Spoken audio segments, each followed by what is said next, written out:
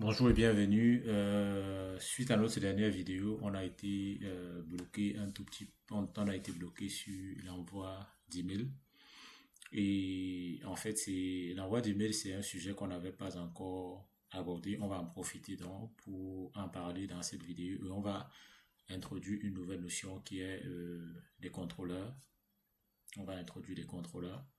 Donc déjà, commençons par l'envoi d'email. Les templates d'email. On va définir des templates d'email pour pouvoir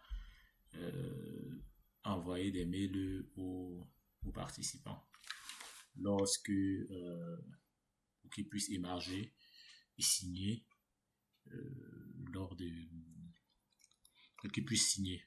Donc ici dans la gestion des mails, ce qu'on a fait dans notre dernière vidéo, c'est qu'on avait géré les présences et on avait également géré les feuilles d'appel. D'accord? On a géré les feuilles d'appel parce qu'une présence, dans une feuille d'appel, on a plusieurs présences. Et ces présences-là sont liées généralement à des apprenants et des formateurs. Bon, plus à des apprenants. Et ces présences-là sont associées aux sessions de formation. Dans une session de formation, on peut avoir plusieurs présences. C'est ce qu'on avait mis ici. On avait mis que dans notre session de formation, il y avait un lien entre les sessions de formation et les présences, si vous vous rappelez. Voilà, on avait un lien entre nos sessions de formation et les présences via les personnes qui sont inscrites. Et on avait développé on a mis en place la logique métier, notamment sur une action qui devait permettre de cette action devait permettre d'envoyer des mails aux participants pour qu'ils puissent émarger par signature. Et pour ce faire, la fonction elle était là. Il fallait commencer déjà par rechercher tous les participants qui sont inscrits à la session de formation parce que c'est pas à tous les participants du système qu'on envoie le mail. On envoie le mail aux participants qui sont inscrits à la session de formation. S'il n'y a pas de participants inscrits à la session de formation, alors on retourne une erreur pour dire qu'aucun participant n'est inscrit. C'est une alerte. Aucun participant n'est inscrit à la session de formation. Mais si on a des participants qui sont inscrits à la session de formation, alors on va chercher si on a déjà une feuille d'appel qui a été créée pour cette session de formation. Et pour ce jour, pour le jour, si on a une feuille d'appel, donc ce qu'on va faire, c'est qu'on va rechercher la feuille d'appel. Si on n'a pas de feuille d'appel, alors on va créer une feuille d'appel pour cette session avec la date. D'accord? Parce que sur la feuille d'appel, on peut avoir, c'est sur plusieurs dates. Hein. La feuille d'appel, on peut avoir plusieurs dates sur la feuille d'appel. Donc, si on retrouve une feuille d'appel, alors on ne crée pas une nouvelle. D'accord? Et on va donc traiter des absences. Pour ce qui est des absences, on va chercher si s'il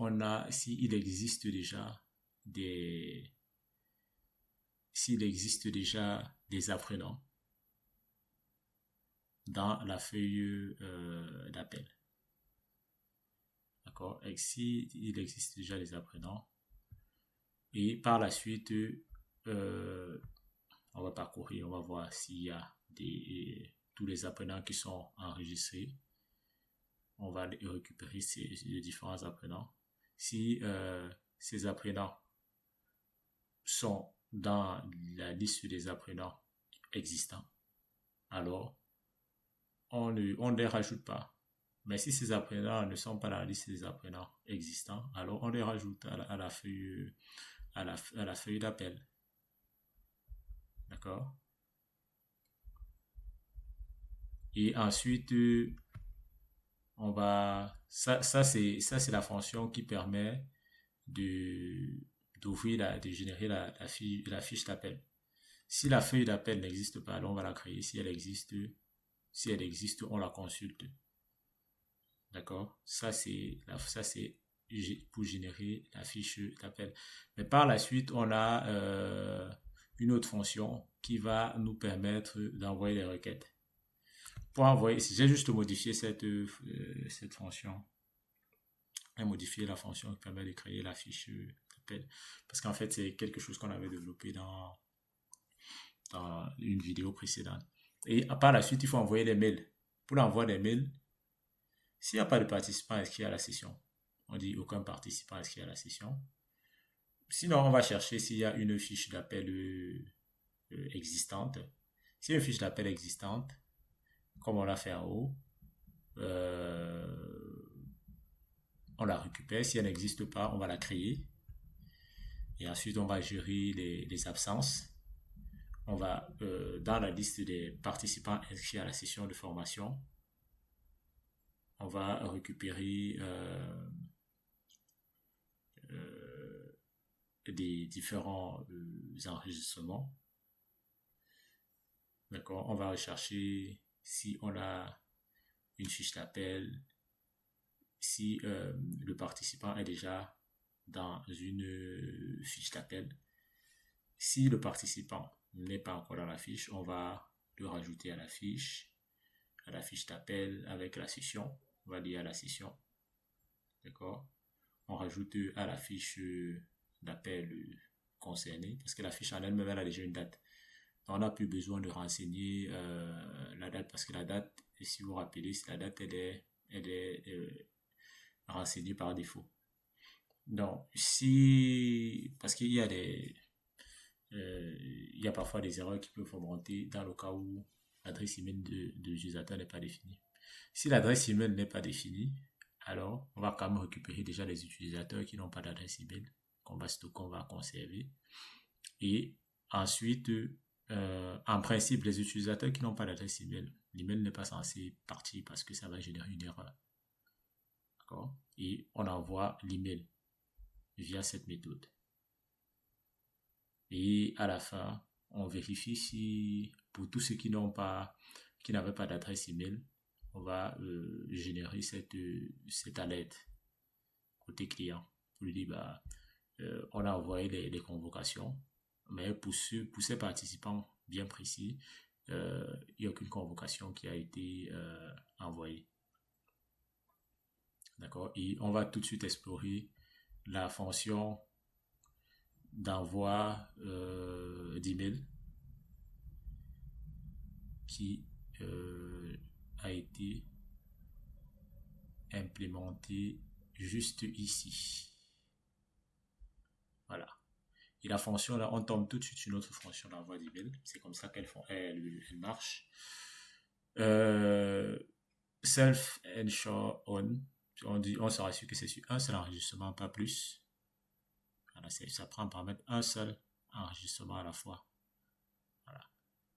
On vérifie déjà si l'email n'est pas défini. Si l'email n'est pas défini, alors on dit impossible d'envoyer la demande de signature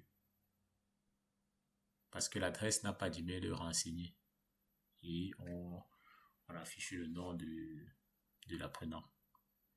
Si tout est bon, alors on va charger un template. Comment est-ce qu'on charge un template d'email avec Odoo self.env? On va référencer un template d'email et on va dire la référence, c'est-à-dire la référence du modèle sur lequel on veut partir, de l'objet sur lequel on veut partir, c'est notre self.id, c'est ce modèle. Le modèle de gestion des présences. Et on force l'envoi d'email. Et par la suite, le template d'email, il est là. En fait, ça, c'est pour envoyer.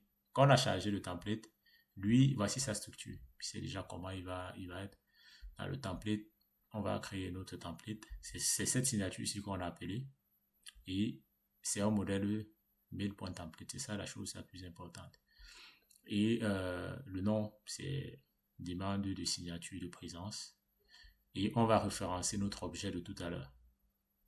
Modèle. Et le sujet. Et vous voyez là, on peut facilement, on accède à notre objet qui est celui-ci. Et on peut accéder donc à tous ces champs. On a la session, on a le training ID, on a les personnes qui sont inscrites à la session de formation. On a la date, on a la feuille d'appel. D'accord? Et une fois qu'on est là, on va dire que, tu vois, on peut accéder à l'email. On a le use default to. On met à false parce que sinon par défaut, il va charger les champs de destinataire de l'email. Ce sera configuré sur Odoo. Il va chercher les champs de Odoo. Donc, on dit que nous, on ne veut pas utiliser les valeurs par défaut. On va mettre auto delete à false parce que si on met auto delete à true, on ne pourra pas suivre nos mails. C'est que lorsque les mails seront envoyés, par exemple, voyez ce qui va se passer. Lorsque le mail il est envoyé, normalement il y a une trace. Il y a les traces des emails qui sont envoyés ici avec les statuts. Si on met auto delete à false, à true, on n'aura pas cette trace-ci. C'est-à-dire que quand le mail est envoyé, après il est supprimé. Donc on veut garder. Ça ne nous dérange pas d'avoir les mails envoyés. On va garder ça comme ça. Et ensuite, le corps de l'email.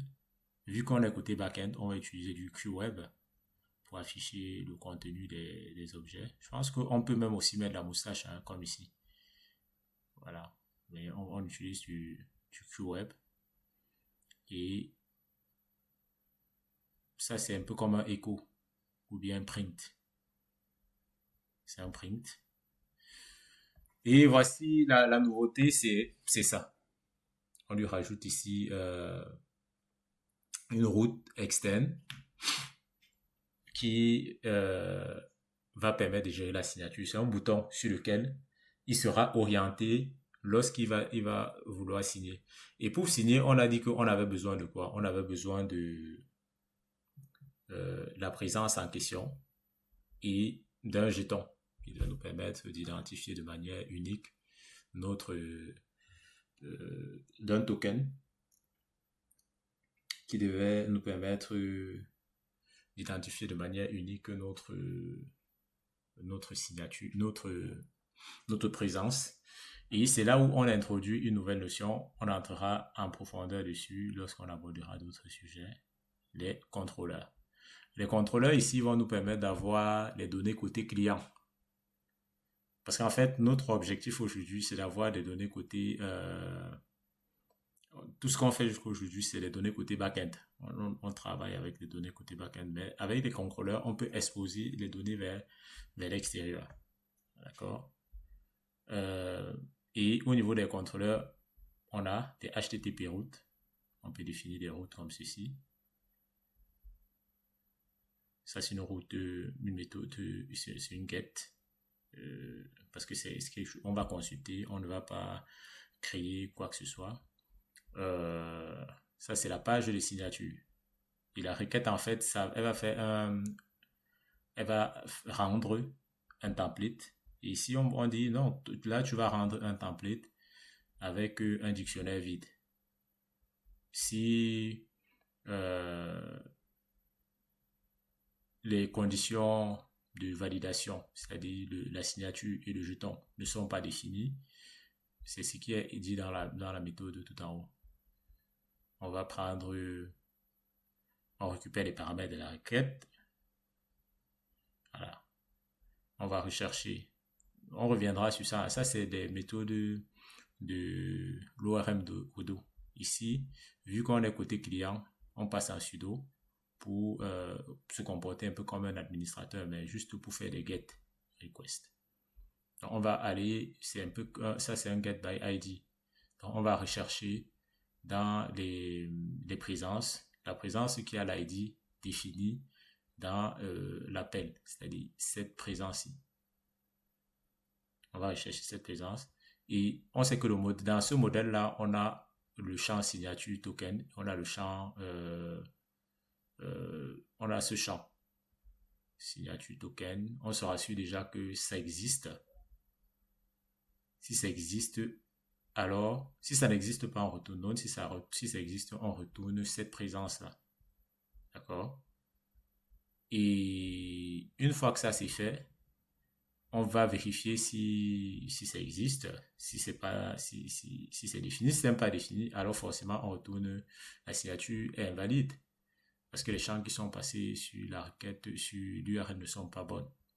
Sinon, voilà, si ça a déjà été signé, si l'utilisateur a déjà signé, alors on va retourner un autre template pour dire que ça a déjà été signé. Je vais vous montrer toutes les signatures de ces templates-là et on passe en paramètre la présence en question. C'est un dictionnaire et on peut récupérer ces données-ci dans le template. Pour ceux qui ont fait du développement avec Twig par exemple, ils comprendront cette histoire de rendu là. Et enfin, si ça n'a pas encore été signé, alors on passe la présence et on passe le jeton. D'accord? Et ça, c'est lorsqu'il va soumettre. Ça, c'est pour ça qu'on va la passer en post. C'est une requête de type post. Il n'a pas besoin d'être logué hein, pour passer cette requête.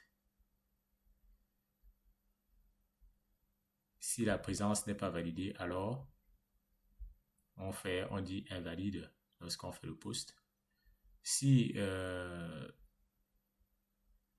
c'est valide, qu'est-ce qu'on va faire? On récupère la signature et on signe. On met la date, on met le statut à présent, on change l'adresse IP, on récupère l'adresse IP, d'accord, et on récupère le user agent. Ça, c'est les informations qui seront importantes plus tard pour savoir d'où vient la signature et d'où a été exécutée la requête. Et par la suite, on a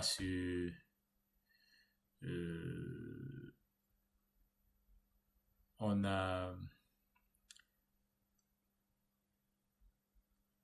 a notre template pour la signature. Ça, c'est vraiment, dans ce template-ci, on peut mettre c'est comme ça qu'on, les templates avec Odoo, généralement, c'est comme ça qu'on on les définit. Côté client, on viendra sur les templates, on abordera les templates en profondeur lorsque dans nos futures vidéos, lorsqu'on travaille sur Odoo Web et Librairie, OWL. Et généralement, les templates, c'est ça. Ce que vous devez déjà retenir, c'est qu'on a l'ID. Et en fait, c'est ces ID-ci qu'on appelle dans les contrôleurs. Vous voyez, on renseigne ça pour rendre le template. Mettre un nom, et invalide. Et voilà le contenu du template. Et ainsi de suite. Voilà. Le template, en fait, c'est une page HTML qu'on va rendre. Et présence confirmée, votre présence et vous comprenez pourquoi est-ce qu'on a passé. Au lieu de T-out ici, vu qu'on est côté client, T-out c'est côté backend avec QWeb. Vu qu'on est côté client avec OWL, on va utiliser TES comme ceci. Il y aura une playlist sur OWL que je vais mettre en place. Donc, et ensuite, ça c'est tout ce qui est Canva pour afficher la signature, pour gérer la signature. Voilà, la fonction JavaScript qui va permettre de gérer le dessin avec la signature. Et ensuite, lorsqu'on clique sur confirmer, vous voyez ici, on va appeler la route qui a été définie. On a une route qui s'appelle training. Et ensuite, on a les paramètres, les différents paramètres. C'est comme ça, c'est avec le JS qu'on passe les différents paramètres. Et si vous vous rappelez, on a cette route qui existe bien. Training comme ceci. On va aller chercher la route pour que vous puissiez comprendre. Elle est là. Vous voyez? Elle est là, notre route. Pour signer. Et ça, la route. Non, ça c'est... sign. Elle est là. C'est notre route ici. C'est la route qui sera appelée dans les contrôleurs. On reviendra également sur la notion de contrôleur. Mais sachez déjà que les contrôleurs, c'est beaucoup plus pour pouvoir communiquer avec le client. Et on va généralement utiliser le sudo pour dire qu'on délègue tout à l'administrateur pour qu'il récupère les données. Il faudra suivre ma playlist sur l'ORM Odo. Voilà. Et une fois que ceci a été fait, le code sera disponible sur mon repo GitHub. Vous pouvez le cloner, vous pouvez le tester pour mieux le comprendre en fait. Donc une fois que tout ceci a été fait, on va aller dans notre training. On va aller dans la session. On va envoyer les présences.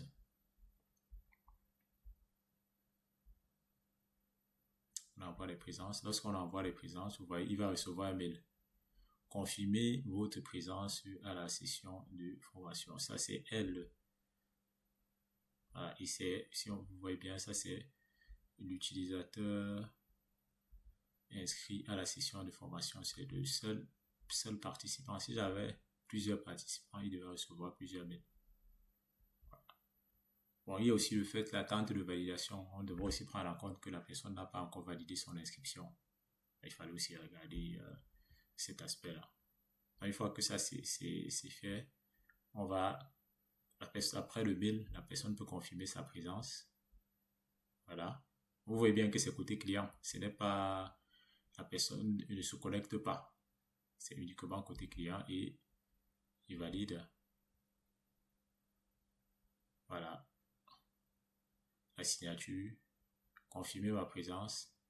Votre présence à la session Python fondamentale, session 1 a bien été enregistrée. Et l'enregistrement étant fait, si on l'actualise ici, et si je clique encore sur envoyer, qu'est-ce que ça donne? La personne va j'ai encore décidé d'envoyer à tout le monde. Voilà. Back. Et confirmer ma présence. Elle ne peut plus, parce qu'elle a déjà signé. D'accord? Et si je fais ceci, elle ne peut plus. Si je change, par exemple, le jeton qui a été renseigné, le lien est invalide ou expiré. D'accord? Le lien invalide. Il faudrait que c'est un jeton qui a été généré et il va expirer à un certain moment. Mais là, dans ce cas-ci, c'est parce que le lien est invalide.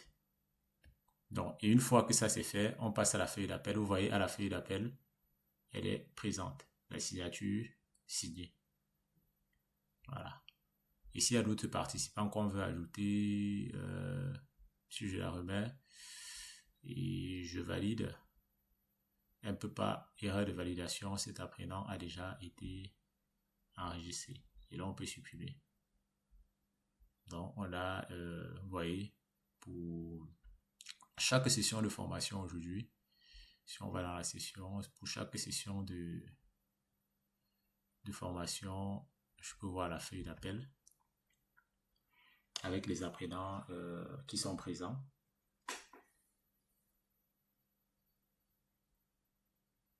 D'accord? On peut voir les apprenants présents, voir si ceux qui ont signé. Notre projet a beaucoup évolué. On a plutôt bien avancé dans le développement de notre application de gestion de formation. Dans la prochaine vidéo, on abordera, on reviendra un tout petit peu sur les contrôleurs, sur les contrôleurs des routes. On reviendra sur, on abordera, bon, ça c'est les prochains sujets qui sont en préparation. On abordera le OWL, c'est Odoo Web Library. On abordera le QWeb aussi. On abordera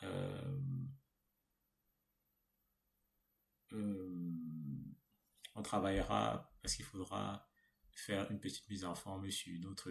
Il faudra que la liste, on améliore un tout petit peu la liste la vue Kanban des formateurs. Voilà. Côté formation, on peut rester sur la vue liste. Je pense que c'est pas pour rester sur la vue liste. Les inscriptions, on a l'inscription toujours en attente de validation. On verra ce qu'on peut réajuster sur notre vue forme.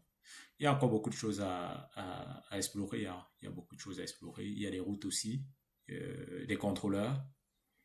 Il y a côté apprenant, on doit gérer le tableau de bord de l'apprenant. Parce que si vous voyez jusqu'à aujourd'hui, on a Alice, elle s'appelle Alice, celle qui est apprenante. On peut faire ce qui est aussi bien avoir au dos. C'est que on a cette recherche là. Bon, c'est pas par pays. On a la possibilité de faire de la recherche comme ceci.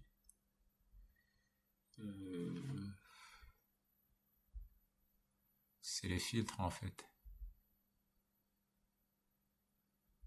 Bon, on reviendra aussi sur les filtres pour avoir des filtres vraiment personnalisés et adaptés à notre métier.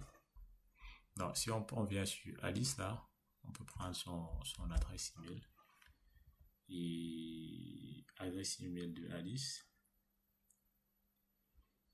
Ce qui est intéressant avec ça aujourd'hui, c'est que on peut déjà avoir des statistiques sur les présences des uns et des autres à une session de formation.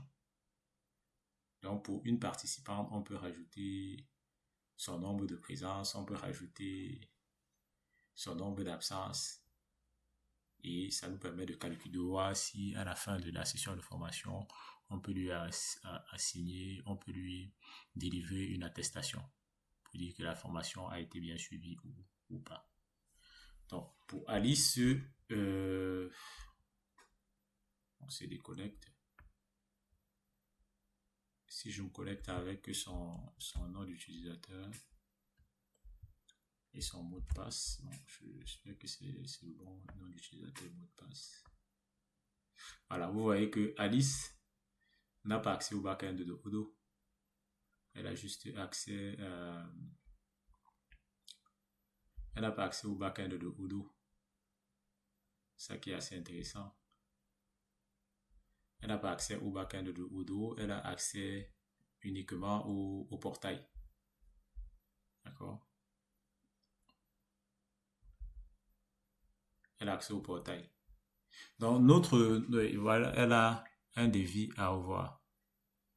Voilà, ça c'est par rapport à la session de formation qu'elle n'a pas encore payée.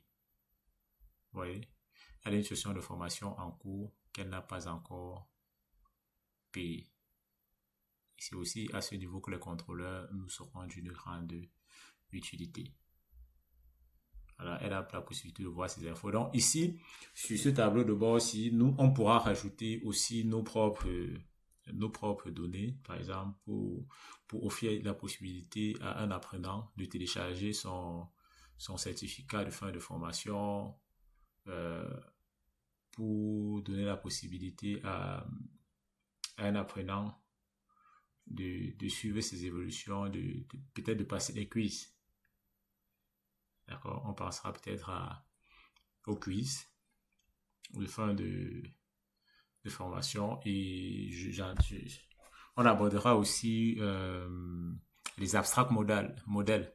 Les abstract modèles vont nous permettre, par exemple, d'intégrer l'intelligence artificielle pour générer des quiz. Parce qu'il faudra qu'on enrichisse aussi nos formations pour avoir des quiz. Et pour ça, on rajoutera Claude IA pour nous permettre de générer ces quiz-là de manière automatique. D'accord? J'espère que vous avez aimé. Si vous avez aimé, n'hésitez surtout pas à vous abonner. N'hésitez surtout pas à vous abonner, à liker. Et à très bientôt sur ma chaîne.